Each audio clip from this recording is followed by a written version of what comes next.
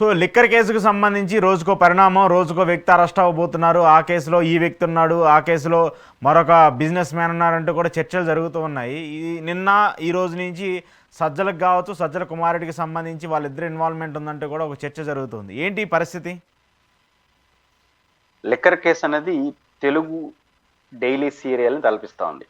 Okay. దాదాపు 1 year back start చేశారు case, కొనసాగిస్తున్నారు. నో డౌట్ ఒకళ్ళ లిక్కర్లో పాలసీ విషయంలో కానీ మొత్తం వ్యవహారాల్లో కానీ ఆనాటి ప్రభుత్వ పెద్దలు ఎవరైనా సరే భాగస్వాములు ఎవరైనా తప్పులు చేస్తుంటే చర్య తీసుకోవడం తప్పులేదు, ఆహ్వానించదగ్గ పరిణామమే.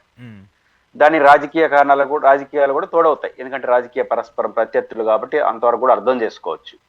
కానీ ప్రభుత్వం వ్యవహరిస్తున్న తీరు అంటే సిట్ పేరుతో నిరంతర ప్రక్రియగా, అంటే ఎక్కువ కాలం జరపకూడదని నా కోరికేం కాదు, కానీ జరపాలి కాబట్టి జరుపుతున్నారు అన్నట్టుగా ఉంటుంది వ్యవహారం. కొన్ని మీడియా సమస్యల్లో ఏం రాస్తారు, మొత్తం స్మాష్ చేసేసారు సమాచారం అంతా, ఇంకేమీ లేదు అని ఓలే రాస్తారు. మళ్ళీ రెండో రోజు పట్టుకునే కీలకమైన అంశాలు అంటారు, ఇంకొక రోజు నెక్స్ట్ జగన్మోహన్ రెడ్డి అంటారు. ఇట్లా రెగ్యులర్ గా ఒక రాజకీయ అంశంగా మార్చేసినారు. ఫలితంగా 1 year పాటు, నిజానికి 1 year చేయాలా చేయకూడదు అనేది ప్రశ్న కాదు. ఈ కేసులు చాలా సింపుల్ గా పరిష్కరించవచ్చు అని ప్రభుత్వంలో రాకముందు తెలుగుదేశం అనేది చాలా స్పష్టమైన ఆధారాలు ఉన్నాయి, అన్ని బయటకు వచ్చేస్తాయి, సరైన పద్ధతిలో వ్యవహరిస్తాయని.